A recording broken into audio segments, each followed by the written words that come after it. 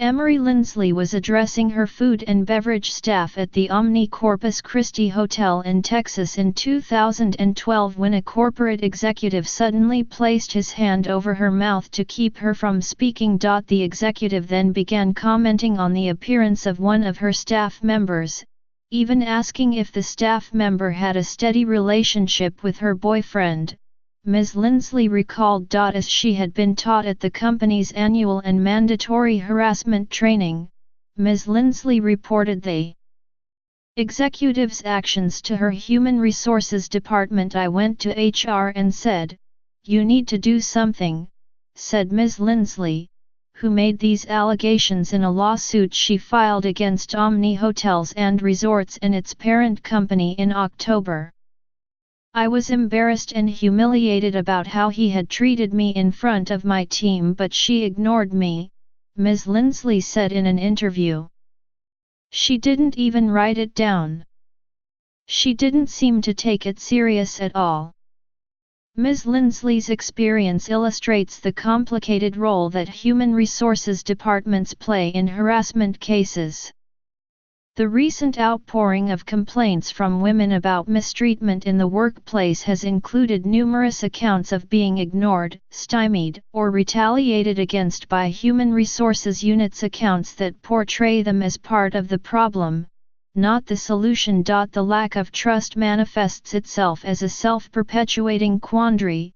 Women are hesitant to approach human resources departments, and those departments cite the absence of complaints as proof of a respectful workplace. A 2016 study by the Equal Employment Opportunity Commission reported that of all the options available to workers experiencing harassment, avoid the harasser, consult with family members. The least common response of either men or women was to take some formal action. Experts point to several contributing factors. Human resources departments, while officially responsible for fielding employee complaints, also work for a company that faces potential liability and inherent conflict of interest. And for some human resource officers, conducting an investigation into harassment allegations against a top executive or star performer can be hazardous to their own careers. The result can often be that human resources personnel are more inclined to suppress allegations than get to the bottom of them. HR's client is the company, which means that HR is supposed to protect the company's interests. Cynthia Calvert, discrimination lawyer and senior advisor to the Center for Work-Life Law in San Francisco, said in an email. The Uber engineer Susan Fowler said she saw that calculus play out firsthand when she reported inappropriate messages from her manager to human resources. The individual was deemed a high performer, and received only a warning about his behavior, Ms. Fowler wrote in a blog post about her experience. At best, human resources officials may be caught in a thankless bind. Most HR people I interact with, and I've probably interacted with thousands, are pretty empathetic people, said Joseph Beachboard, a lawyer who advises companies on dealing with harassment and discrimination allegations. They want to resolve these disputes, he continued. But they're stuck in this middle ground between, are they kind of advocating for employees, or do they represent management? Often employees fear that human resources will help the company lash out at the accuser rather than punish the accused. Kami Verdrager, an employment lawyer in New Hampshire and Massachusetts, filed a legal complaint that said her supervisors at the law firm Mintz-Levin, her former employer, gave her less meaningful work and unfairly harsh performance evaluations after she spoke up about experiencing harassment and after she went on maternity leave. The firm later demoted and fired her. Ms. Verdrager's complaint said that the firm's human resources department enabled retaliation against her by refusing to seek evaluations from partners who praised her work but were outside her practice group, the same group where she said she had been harassed and discriminated against despite customarily considering outside evaluations. Mintz-Levin said it couldn't comment beyond a statement it made when it settled the case last year, saying the firm and Ms. Verdrager were putting the dispute behind them. Ms. Verdrager wouldn't comment on the case. Even if a human resources department doesn't actively retaliate, it may opt for a course of action that is still troubling: indifference.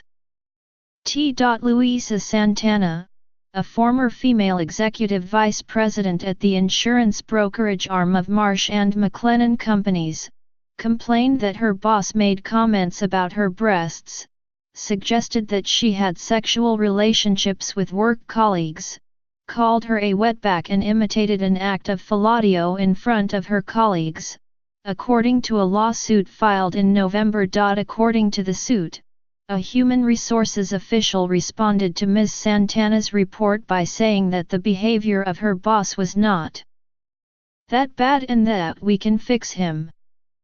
Another human resources official told Ms. Santana that she needed to learn how to get along with the company's leaders, the suit alleges. After being diagnosed with post-traumatic stress syndrome stemming from her job, Ms. Santana went on unpaid leave from the company. Marsh takes all accusations of sexual harassment extremely seriously, the company said in a statement. Once these particular allegations were brought to our attention, we promptly carried out a thorough investigation. Marsh intends to vigorously defend this matter. Ms. Lindsley, the former Omni director, who started as a server at an Omni hotel restaurant and eventually became the first woman to be named director of food and beverage at a hotel, said human resources ignored virtually all of the sexual harassment and other grievances she made to the department during her 15 years with the chain, according to allegations she made in her complaint and in an interview. The various human resources directors she spoke with rarely interviewed people Ms. Lindsley had said were witnesses to the behavior, she said. Ms. Lindsley also said there appeared to have been no confidentiality in the system, that her boss and others were made aware she had complained about them. In an emailed statement, a spokeswoman for Omni and its parent company, TRT Holdings, said, "While we do not comment on active litigation, we want to be clear that we dispute Ms. Lindsley's allegations and will defend against her lawsuit." While many human resources officials would undoubtedly prefer to respond more vigorously to harassment complaints, the fact that they work for the company places significant limits on them, even down to the most basic human interactions. For example, human resources officials must carefully parse their words when speaking with accusers for fear that their remarks could later be introduced as evidence in court. She has spent hours if not days trying to figure out how she's going to tell you, and you want to have tissues there because she is going to cry in your office, said Kate Bischoff, a human resources compliance consultant. But you can't say, "I'm so sorry," because that could be an acknowledgement of wrongdoing. Even if human resources officials conclude that the accused should be disciplined or fired, they typically have no independent authority to make it happen. "I have not met an HR person who doesn't want to do right thing for employees," said Ms. Bischoff, who is a former human resources official. That said, they're in the same power structure that the employee alleging harassment is in. If you're looking at terminating someone who is very valuable to the company, that puts the HR person at risk too, she added. When top executives ignore a human resources official's recommendation about how to end discrimination or harassment, the official typically has only one form of recourse: leave the company.